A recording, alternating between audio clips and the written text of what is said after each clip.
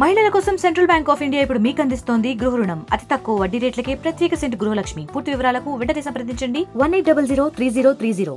మాకు నీళ్ళు రావడం లేదు, నెల అవుతుంది. గ్రామ పంచాయతీ పోతే మేడం పట్టించుకోవట్లేదు, సర్పంచ్ పట్టించుకోవట్లేడు. మాకు చాలా ప్రాబ్లం అవుతుంది నీళ్ళ గురించి. ఇది ఒక గవర్నమెంట్ మాకు కొంచెం హెల్ప్ చేయాలని ఒక మనవి. ఈ మిషన్ పరిగెత్తుతుంది, నీళ్ళు లేవు. నల్ల చేస్తామంటే చేస్తలేదు మేడం. వాటర్ ట్యాంకులు బోర్ మోటార్ ఎత్తలేదా? లేదు, లేవు. బల్బులు వస్తున్నాయా? బల్బులు లేవు. మాకు ఒక గద్దె దగ్గర ఒకటే ట్యాంక్ ఉంది. ఆ ట్యాంక్ మీద అందరు వందిన్లు ప్లస్ బడ్డని వాడుట్లా అది తొందరగా కాలిపోతుంది.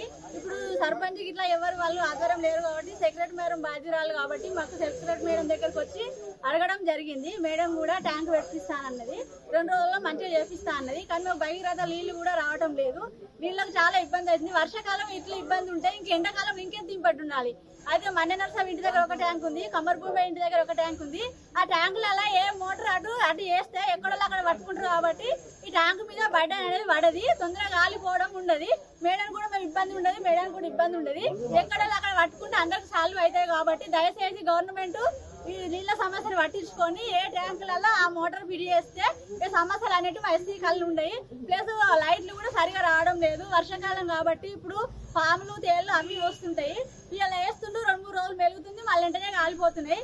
అందుకనే మా లైట్లను కూడా కొంచెం మంచిగా పట్టించుకొని మంచి బుగ్గలు తెచ్చి మంచిగా వేయగలరని కోరుతున్నాం. గవర్నమెంట్ దయచేసి మాత్రం మా ఎస్సీ కళ్ళని ఖచ్చితంగా పట్టించుకొని మా పేదవాళ్ళం కాబట్టి ఇక్కడ ఎవరు అది కాకుండా ఉంది. నీళ్ళకి చాలా ప్రాబ్లం ఉంది. వర్షాకాలం అయితే చాలా ప్రాబ్లం ఉంది. ఎండాకాలంలో అయితే వాళ్ళ ట్యాంకులకు కూడా పోతే ఇక్కడ ఎందుకు వస్తున్నారు, వాళ్ళు మోటార్లు బంద్ చేసుకుంటారు కాబట్టి మాకు ఎస్సీ కాలనీ కంపల్సరిగా నీళ్ళు కావాలి. ఏ గవర్నమెంట్ అధికారులు వచ్చినా కూడా 100 పైననే ఉంటాయి. మాకు నీళ్ళకి చాలా ఇబ్బంది అవుతుంది. భగీరథ నీళ్ళు వస్తే మనం ట్యాంకుల కాడ ఎందుకు అది చేస్తాం. ఇళ్ళలో మంచిగా నీళ్ళు వచ్చినాక ట్యాంక్ కాడ వచ్చి బట్టలు వినడము, పతాకం ఎస్సీ వాళ్ళు బట్టలు విడుతురు అంటారు. బట్టలు వినడానికి కారణం ఏందని ఎవరైనా అడుగుతురా?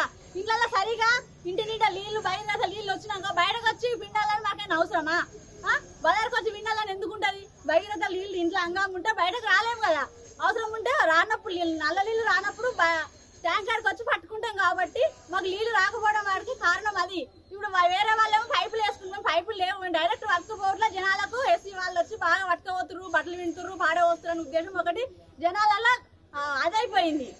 అట్లా మేము బయట పడుతున్నాము, కానీ వేరే వాళ్ళు పైపులు వేసుకుంటారు కాబట్టి వాళ్ళు బయట పడతలేరు. కారణం అదే. మరిన్ని వీడియోస్ కోసం ఛానల్ ని సబ్స్క్రైబ్ చేయండి, లేటెస్ట్ అప్డేట్స్ కోసం వాట్సాప్ ఛానల్ ని ఫాలో చేయండి అండ్ లింక్ డిస్క్రిప్షన్ లో ఉంది.